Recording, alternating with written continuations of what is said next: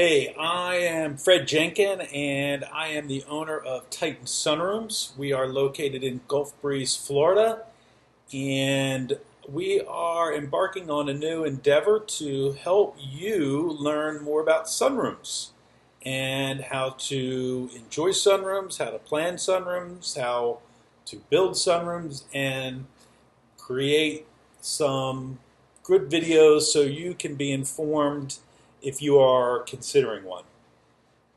So we're going to create a series of videos that we will share with you on occasion. So we're going to cover a lot of different subjects. If there's something that you would like to learn more about that we haven't covered, please send us an email. We'd love to hear from you, and it's our job and our goal to help you out, make you informed, and help you learn about sunrooms. There's not a lot of information out there. Most of it's promotional.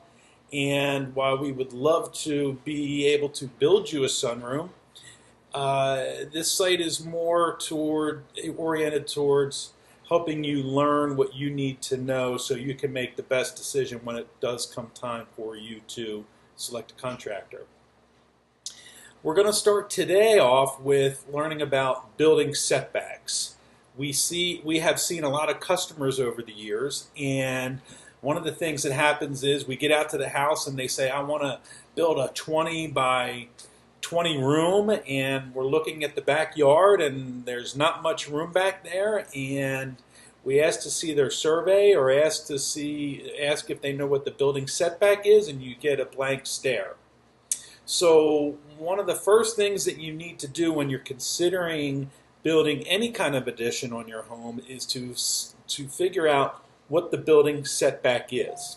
One of the quickest and easiest ways to figure out what that is to look at a property survey such as this. Okay? You can see here your property survey outlines the home, which is the dark. It outlines the boundary of your property, which is the rectangular area that's connected by the big dots here.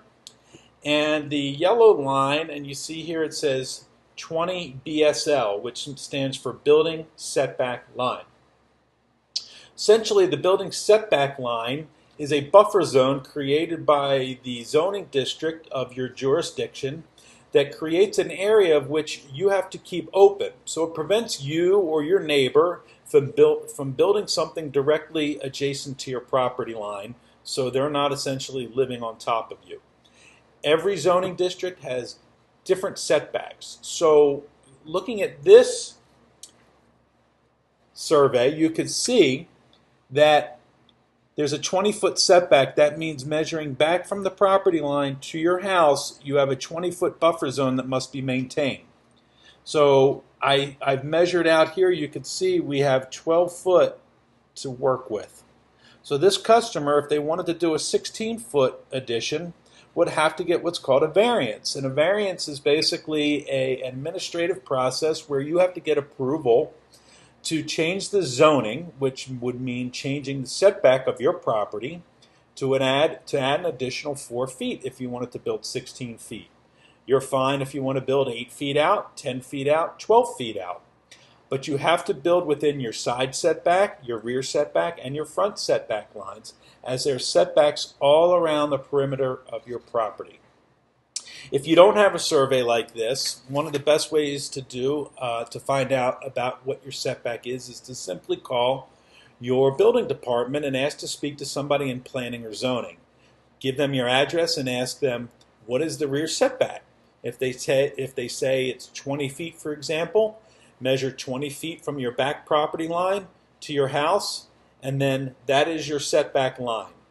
You measure from your house to that line, that's as far out as you can build from your home. So if you have any trouble finding out what your setback is, we can certainly help with that. We have a lot of experience with it, so give us a call and we will help you out as best we can.